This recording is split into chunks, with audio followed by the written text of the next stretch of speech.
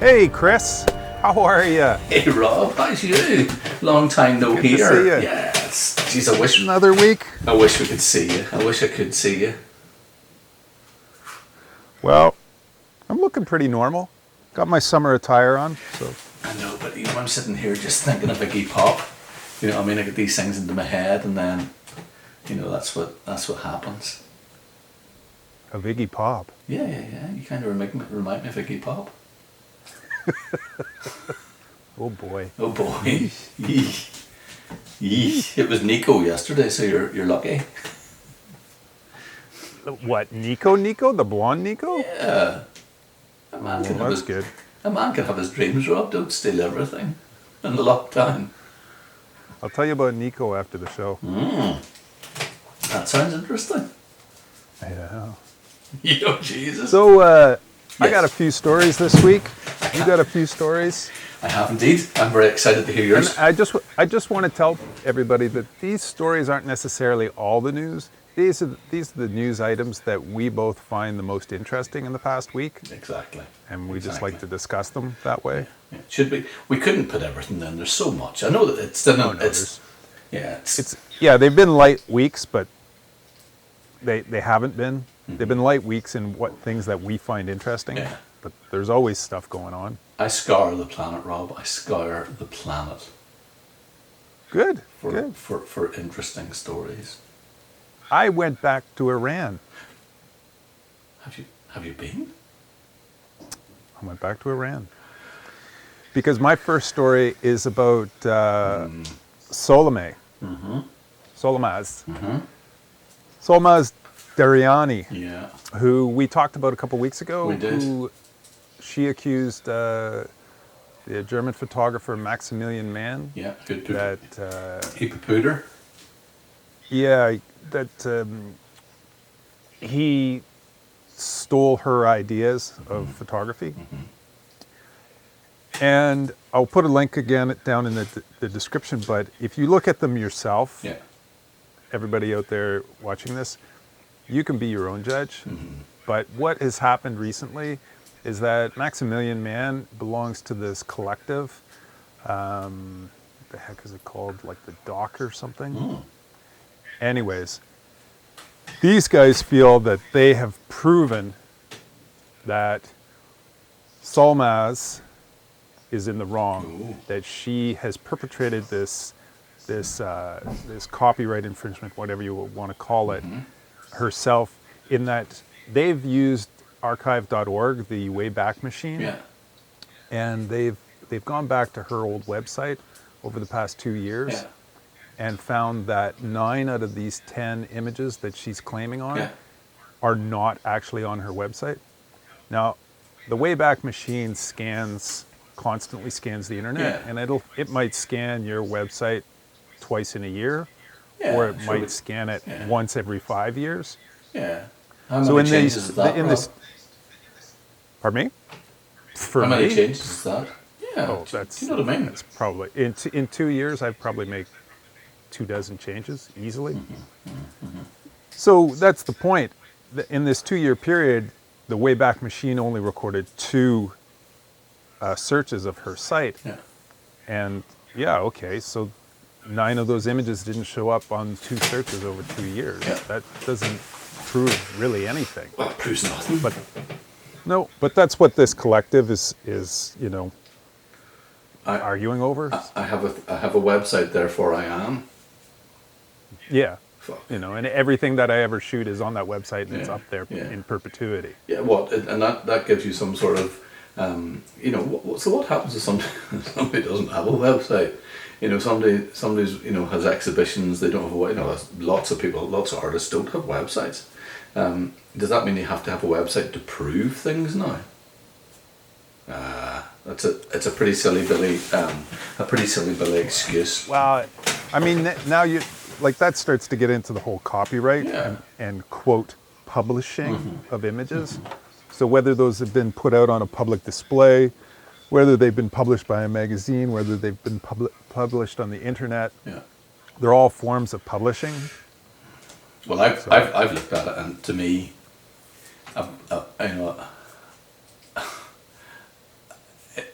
the images are too similar. You know, Very similar. he's come across them at some point, and he just ran with it, and was probably thinking maybe, you know, Iran's far enough away, and you know, maybe it wasn't so popular at times with contemporary photography, but it's caught up on him. You know, you're better just holding up your hands, I think, at these points, and just saying, do you know what, I fucked up, and it is pretty obvious. Instead of dragging friends, and you know what I mean. Oh yeah. It wouldn't be for me. You know what I mean? It wouldn't be for me. I mean, and the thing is these images of hers are, what are they? They're 2 or 3 or 4 years older than his are? Yeah. Like, they're much older.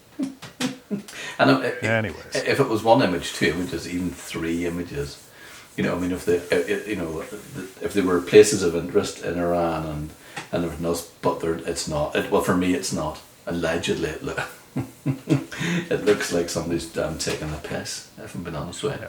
Yeah. And again, the links will be down in the description for everybody else to down pass below. their own judgment. Down below. Yeah.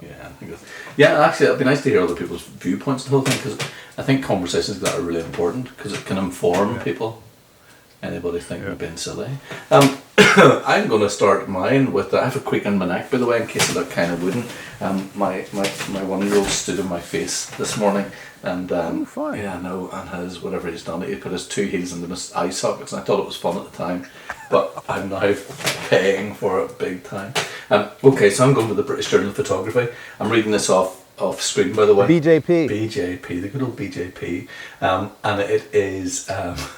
It's called Exhaustion and Emptiness, Faces of Those in the Front Line, and it's by Alberto Giuliani, and it is pandemic portraiture. Okay, it's pandemic, comma portraiture, but I like the pandemic portraiture thing. I think it kind of it works. It works for this surely. It's written. It's published on 15th April, and it's by Hannah Abel Hirsch. Okay, who writes for the BJP. It's really nicely written, but the images are absolutely wonderful. They are of there's probably about 9 or 10 of them, and it is frontline staff, nurses, doctors, anaesthetists, etc. And it's kind of the battle scars after the masks come off. So we have so we have these really, really, really big indentations on the face, you know, because obviously they have to be airtight, I imagine. So these guys look as though, they look exhausted. Their eyes really tell the story. They look traumatized, and it's set in, I should say this at the beginning, it's Prosario in Italy, and it's in San Salvatore Hospital. So we know what Italy went through. We know what the crack is. We can't imagine, but we can kind of get a gauge on it. So you have these members of staff, male and female, who look, for any other better word, fucked and traumatized by it. But the guys obviously went in, and he must be there at the end of a shift. I imagine he probably knows somebody who get access. It's, what do you say? Is beautiful the wrong word? It's beautiful in the sense of the word that it's recording something that's actually happening. You know, why wouldn't we take those photographs? Absolutely beautiful. Link will be in the bottom. Go and have a look. Read the story. It's not the longest story in the world by any stretch of the imagination, but it is. It's beautiful. Absolutely beautiful. Okay, that's me, Rob. That's for easy, that one. I think you even get a couple of names right there. Gosh, it's not like me. Well, my next story is about Japan. Oh. And their stimulus package that they're doing over this whole COVID thing. So they're putting $993 billion into their stimulus package. Not yen. Not yen. Rob, I'm going to stop you there for a second. Do you know that the difference between yen and dollars in monetary terms? Do you know if you move that decimal point 2 places to the left? Correct. Just in case you wanted that useless piece of information. Well, that's when you're going yen to dollars. Yen to dollar. If you're going dollars to yen, yen, you move it to the right. Then you got to go move to the right. Yeah. All I want to say is that I pick this sort of information up and it sticks in my head. I mean, interesting people that tell me stuff. Good for you. Sorry to interrupt you. Go ahead. Of that 993 million, they're going to be taking, what is it, two and a half, I think? Let me just check my notes here. Yeah, 2.2 billion of that. Yeah. And they're going to use that to persuade production to come back to Japan Lovely. from China. Yeah, okay. So you can imagine all the electronics and camera manufacturers and stuff having a little made in Japan again at the bottom of the camera. Gee whiz. When did that stop, Rob? Do you think? God, I feel it was like the 90s. A slow shift over? Yeah, I feel like it was the 90s, you know, when cameras were no longer repaired anymore, they were just disposed of, and you went out and bought a new one. Yeah. Because it was just too expensive or just not worth it to repair those cameras. I can almost hear whenever you take it into the shop, the noise that the guy behind the desk would make. That kind of, oh, you know, oh dear, that's better off buying a new one, mate. Okay.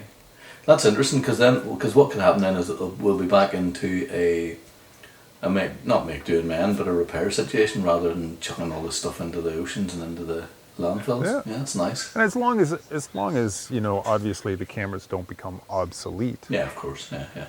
You know, it remains a current camera. Yeah. You know. Which should take you neatly into your second story.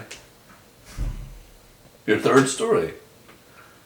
No, you haven't. Yeah. Do you want me to fly into that? Well, I'm one? just thinking if you're talking about obsolete cameras, I know what you're going to say next, and you're going for another Sony story. Right. Hey, I've got a Sony story for you, Chris. Just for you. Story, Rob. Don't. I've done nothing. It's not I've that done nothing. I've done nothing all day but try and work out a price. So the Sony A9 Mark II has good. new firmware, and with that firmware, when you go to change the lens, you turn off the body and you remove the lens, the shutter will drop down in front of the sensor. So you no longer have to worry about chickens or livestock or anything else falling into the camera when you're changing your lens. Super important because you know what it's like to clean a sensor. Not for Stephen Gill, just so you know that. He would love it. He would hit that. He loves to stick things inside his lens. Inside the camera body. Yeah, he would hit that. I don't want to know what he sticks inside. He would be prizing it open, trying to squeeze things in. I'm going to write to him. Ooh. Do you know what? Let him know, yeah. But that's a big deal because, you know, it's one of the things that It is a big deal. I mean, that was the big mirrorless thing, you know, coming from a DSLR where, you know, people felt that the shutter box with the mirror dropping down was another layer of protection against dust. Yeah. So the other part of that firmware update is you now have the ability to fine tune in your shutter speed so that you can counteract any flicker from any extraneous light sources. So if you've got an LED in your shot and it's flickering and you're at 125th of a second, and you drop down to 100th and it's still there, you might need to just dial it into 115. Where's that going to take us to? Where's that going to take us to, Rob? Are we going to start getting into decimal points in the future? Well, it's nice to know. Yeah, it's nice. It's, you know, for sports photographers, for on-set. Don't talk to me about it. Like yourself. Don't talk about it. It's a great idea. The downside is you can only do it with one light source, obviously. Yeah, well, I was going to say if you mix light sources, you're You got to pick your battle. I have to say, touch wood, I haven't come across the banding as yet. But it's a big fear. It is a jolly big fear because you end up on set, you know, checking everything out. Of course, you do that anyway, but with an SLR, it wasn't. Yeah, it wasn't an issue. It wasn't an issue. So now that it is an issue, if the A9 II, and it's one of those things, Rob, if they had to put that in... If you're an electronic shutter. If you're a mechanical shutter. Yeah, if you're mechanical, you're fine, of course. You know, and that, but that's... I mean, mechanical, you still need to be aware of, you know, your light source and your shutter speeds so that you're not clipping fluorescent lights and stuff. Yeah. But, when it comes to those crazy LEDs or sodium vapors or something like that, that might be, resonating at an odd frequency. Had they put that on the blurb whenever I was buying the A9, all I was looking at was kind of the, it was, I didn't think it was a cod of a thing putting the A2, but there wasn't enough in it for me to change and spend $1,000. Had they mentioned that might have been a gain, I probably would have lashed out and just to negate. Spent the extra. Yeah, just to stop the worry, because it is a big, because you and I both know you can't see it on camera, yes, and not until you download something. Yeah. So even on set, if you're downloading it onto your Mac and looking at it, the shot's gone probably. Oh yeah. No retakes. No retakes in this life, Rob. No. There's a metaphor for you. You can think about that later over your whiskey. Red wine. I know, and white wine tonight. White wine again, Rob. White wine again. White wine. What's it say about me? I'm actually going to pour another one now. I'm going to lean down. Is it crass to pour it on live camera? I don't know. On camera? Yeah. It is? Fuck it. What's your next story? Okay, my next story. I'm going to go. I have a choice of two here. I could go either way, but I'm going to go. Let me just see. I'm going to go with this is another. Wow, I love the COVID stuff. I'm kind of not collecting stories, but I'm very, very interested to see what work's been made out there in these exceptional times. So this is a piece from the Guardian. There's two solid publications for you, BJP and Guardian. I haven't drifted too far into the wilderness there, but this is essentially a before and after. So it's photography then and now, Berlin, and before and during the coronavirus. We know that Germany has acted extraordinarily well for the whole thing. Which isn't surprising. So it's interesting to see that this is by Fabrizio Bensch, who worked for Reuters, and I love sliders, Rob. Fabrizio, good old Fabrizio. He doesn't sound German. No. God, I don't know letters. Cross the border before they closed it. Unbelievable. Imagine that. Imagine stuck in Berlin. Big great place to be stuck in. Right, but anyway. It's a slider, Rob. You can slide back, right, left and right. They're not identical by any stretch of the imaginations, but what we're getting is, do you know what? Whenever you see an empty street, it doesn't, like we're seeing lots of empty streets at the minute, but whenever you see a full street and you're thinking how we all are hiving with germs. There's one here of this looks at the subway, and it's just, people are just on top of each other. So, Brandenburg Gate, empty, Brandenburg Gate, full. So you get the idea. It's kind of these two conflicting scenes. So it's kind of, I imagine, what does it make me think of? It makes me think about, the poor cafes and bars and everything else, you know what I mean?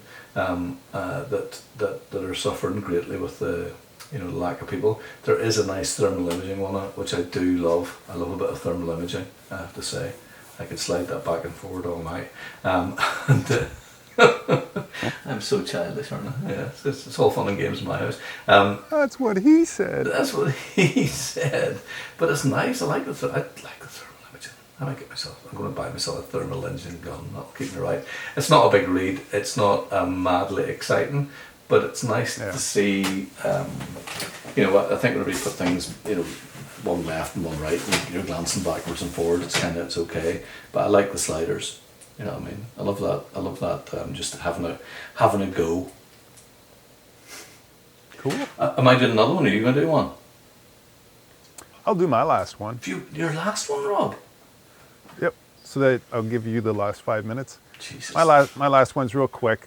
Has to do with Instagram. Mm-hmm. There's a campaign on right now because the lawsuit was just lost on Monday by this woman who, what was her name? Stephanie Sinclair. Yeah. She was approached by Mashable to buy an image of hers. She refused. Yeah. So instead, Mashable just took the image off of Instagram and used the embed feature and put it on their social media. So they bypassed purchasing it by just embedding it. Yeah. Was it and she lost her court case. She lost her court case on Monday. So now there's a campaign going on for professional photographers. We're all campaigning towards Instagram to allow us to uncheck the embed box on specific photos. I think that's a must, to be honest with you. So you'll probably be seeing that coming across your Instagram feed. Yeah, I'll be saying that. Yeah, and you can repost it as well. And it's just to flood Instagram and to try to get that feature implemented. And what's the story with it? Did they contacted her, she refused, it didn't suit her, money maybe wasn't right or whatever, and they just thought, fuck it, we'll just go ahead and ride roughshod over her copyright. Yeah, and the judge said that's legal. It's a dangerous precedent. That's got to change. Oh, definitely. That's crazy. It's crazy. But that's really interesting. Crazy. They'll be sharing images off of Facebook, saying the same sort of deal. Well, whenever people, I don't like it too more, but whenever people pass here now, rather than during the Troubles, they used to go to the houses and knock the door and get an image, a collect image of the deceased. Now they just go onto Facebook and take it off. Oh yeah. So that happens all the time, and those guys are getting paid for the. I imagine they're getting paid for the images. They must be. So it's an interesting area, and I'll tell you what's interesting for me. Whenever I did the work on my dad, I was approached by a certain newspaper, and they were pretty heavy-handed with regards to. Oh yeah. Yeah. Well, I didn't want to do a story with this newspaper, and I point blank said no, and I think 4 emails in with money being bandied about and everything else, had this story have happened beforehand, I'd have been shitting myself. I can only see negative. Yeah. I can only see negative connotations. So Yep. interesting. So in fact, they could just go in now and take it and still use the same thing. Of course, okay. But they're not really, they've got around it by embedding it. So I think you get the little credit down on the bottom left-hand corner from your Instagram page. Yeah. But that's it. That's all you get. God, but it means people. Yeah. It means people could go in and spin a story on your work. Do you know what I mean? Yeah. It wouldn't be. It doesn't have to be. It wouldn't have to be your sentiments or your story. They could say whatever they wanted with an embedded. Yeah, it's dangerous. Dangerous and loads. What's your last story, Chris? Last story, well, I've got 2, Rob, and I'm going to fly through them. My next story is, actually, do you know what? I'm going to skip that. I'll do it next week. I'm going to do this one here because it's absolutely fucking great. Pardon my cursing today. It's what a 1980s tension memory looks at, and it's American Suburb X. I'm a fan of American Suburb X. Yeah. Love it. The best, but I'll keep saying it. It's the best writing about photography on the planet for sure. So this is by Brad Feuerhelm. Okay, I'll say it again, Brad. I'm going to contact him and see how he says it. Feuerherhelm. Feuerhelm. What other way could you say that? Okay, but anyway, it's found photographs. Okay, and they are all wearing masks and suits. So it kind of, if you dipped into it now, this story is 2016, okay, April 2016, randomly. So it's obviously not, it's not now, but if you opened this up and looked at it, you would swear that there was something COVID-y about the whole thing. It is real, the colours in the slides are off, the masks are haunting, and Brad says, I'll just read this one line, it's a fantastic piece, but anyway. This one line says, they had collected dirt dust through the costed layers of the top image, and was wherein way had better explained any passing notion of understanding that I think I might have gleaned between cable television and pre-perestroika salad days. How cable television and pre-perestroika salad days. I could read it 50 times. It's just magic. But the slides, go on and have a look at it. The colours are beautiful. The article is fantastic. I love dipping into the past, Rob. 2016. Yeah, there's loads of that. There's hundreds of that stuff going on in the American Suburb X. You could throw a dart at it and hit something good. Are we over? That's pretty much it, Chris, for this week. Jesus, Rob, I look forward to these so much. Good. We'll do it again next week. Good. And you've already got your first story sitting in your pocket, sitting in your hand. I will use it. I will, but I'll be more informed about it. The reason why I didn't do it is because there's another artist that did something similar I wanted to be, talk about, whose name totally escapes me, of course. Cool. All right, Chris. I'll see you next week. Rob, do you think we'll see each other next week? We will. Could we meet up on the beach? No, we won't. We wouldn't have to touch. We could just look at each other. No. We'll FaceTime. It's not the same, Rob. I'm not leaving the property. So. I need to smell you. But anyway, I'll not go down that road. All right, Chris. Right, darling. Have a good night. Night, night. See you next week. Bye-bye. Bye. Please, Jesus, be recording. Please, Jesus, be recording. Please. Yes!